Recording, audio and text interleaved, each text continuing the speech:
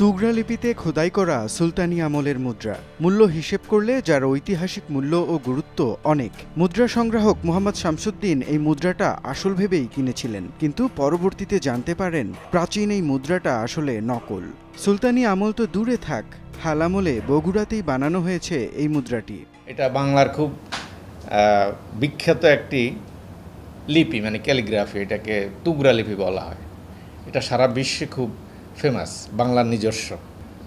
বেঙ্গল সালতানাতটা সুলতানি পিরিয়ডে জালালউদ্দিন মোহাম্মদ শাহ, যিনি হিন্দু থেকে মুসলমান হয়েছিলেন, তার বাবা হিন্দু ছিলেন রাজা গণেশ। এই কয়েনটা খুবই ভালো মানের ফেক। এটা আমিও কিনেছি 20 বছর আগে বগুড়া থেকে। আমাদের দেশে বগুড়াতে সর্বপ্রথম ফেক কয়েন তৈরি হয়। তো এই কয়েন কিন্তু আমার নকল হিসাবে কেনা না, এটা আমার আসল হিসাবে কেনা এই মুদ্রাটি। মৌর্য যুগ থেকে সুলতানি আমল, মুঘল জামানা থেকে ব্রিটিশ ভারতে প্রচলিত মুদ্রা। বাংলাদেশের মুদ্রা সংগ্রাহকদের কাছে আছে এমন বিরল মুদ্রার ভাণ্ডার। শখ থেকেই তারা দুর্লভ এসব মুদ্রা সংগ্রহ করেন। অনেক সময় বিড়ম্বনার মুখোমুখি হতে হয়। আসল নকলের ঝামেলা তো আছেই, মুদ্রা সংরক্ষণেও ভুল হয়ে যায় অনেক সময়। এসব ঝামেলা থেকে মুক্তি দিতে বাংলাদেশ নিউমিসম্যাটিক কালেক্টরস সোসাইটি আয়োজন করে তাদের প্রথম মুদ্রা বিষয়ক কর্মশালা। বিএনসিএস এর সদস্যরা ছাড়াও সারা দেশের 70 জন শৌখিন মুদ্রা সংগ্রাহক অনলাইন রেজিস্ট্রেশন করে এই কর্মশালায় অংশ নেয়। শুরুতে মুদ্রা সংগ্রহ, সংরক্ষণ আর প্রদর্শনীর ক্ষেত্রে সাধারণ যেসব ভুলগুলো হয় সেগুলো নিয়ে পরামর্শ দেন শৌখিন মুদ্রা সংগ্রাহক মোহাম্মদ রবিউল ইসলাম।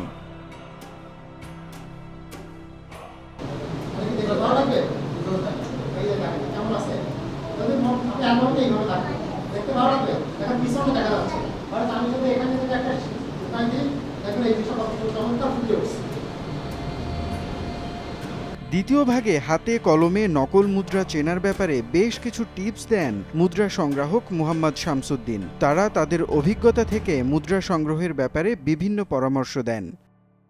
এটা হচ্ছে মুঘল সম্রাট জাহাঙ্গীরের একটা অরিজিনাল কয়েন। কিন্তু এই কয়েনটাকে মানে কাস্ট ফোরজারি বলে, মানে এটাকে কাস্ট একটা ডাইস তৈরি করে প্রচুর পরিমাণে এটা ফেক করছে।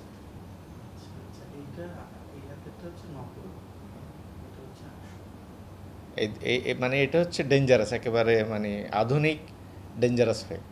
আর বর্তমানে তো আরও নকল কয়েনের দৌরাত্ম্য অনেক বেশি, বিশেষ করে চায়না থেকে এখন খুব হাই কোয়ালিটির ফেক হচ্ছে। এর আগে ইন্ডিয়াতে হইতো, পাকিস্তানে হইতো, এখন হচ্ছে চায়নাতে।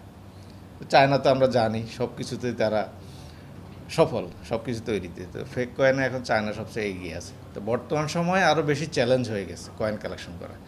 তো সেই জন্য আসলে আমরা সোসাইটির পক্ষ থেকে এই ফেক কয়েনের চেনার জন্য হাতে কলমে আজকে যে কোর্সটা, সেটার জন্য করতেছি। আমরা প্রথমত এলোমেলো করছি, অ্যাকচুয়ালি দেখছি পরে এসে যে এলোমেলো কালেকশন কোনো কালেকশন না, আমাকে একটা নির্দিষ্ট বিষয় নিয়ে আমাদের এগোনো উচিত।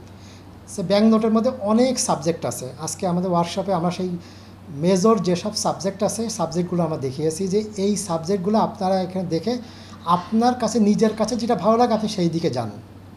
তা এটা আমরা কেন ফিল করছি যে প্রত্যেকটা সংগ্রাহকের একটা ইচ্ছা থাকে সে এক্সিবিশন কিংবা প্রদর্শনীতে অ্যাটেন্ড করবে।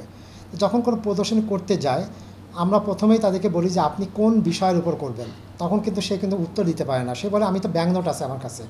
কত ব্যাংক নোট আছে? সে হয়তো বলছে কোয়ান্টিটি আমার কাছে বিভিন্ন দেশে 3000 ব্যাংক নোট আছে সে উদাহরণস্বরূপ।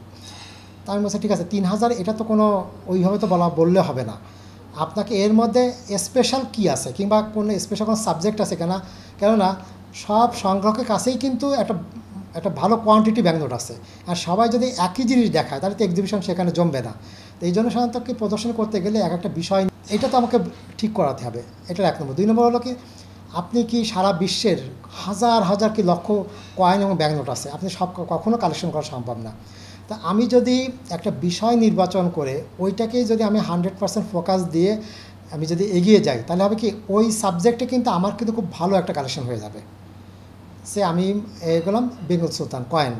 আমি যদি বেঙ্গল সুলতানের পরে আমি খুব জোর দিই তাহলে আমাকে ওই সুলতানি শাসনামলের 350 বছরে যেসব কয়েন বের হয়েছে, যতগুলো সুলতান বের হয়েছে, যত মিন্ট দ্যাট ইজ টাকশাল থেকে বের হয়েছে, এইগুলো আমি কিন্তু সব সংগ্রহ করার চেষ্টা করব। তখন কি একসঙ্গে দেখালে আমার কাছে আমাকে দেখাতেও ভালো লাগবে, আপনারও দেখতে ভালো লাগবে। অথবা দেখা যাচ্ছে আমি যদি একটা অ্যালবামে দেখাই একটা বাংলাদেশের কয়েন, একটা সুলতানি কয়েন, একটা ব্রিটিশ ইন্ডিয়া কয়েন, আর একটা জার্মানির কয়েন, এটা আমার ভালো লাগবে না। বিভিন্ন দেশের বিভিন্ন সময়ের মুদ্রা নিয়ে মানুষের আগ্রহের শেষ নেই। মুদ্রা সংগ্রহের কাজে দিন দিন বাড়ছে মানুষের আগ্রহ। মুনিম রাব্বি, যমুনা নিউজ।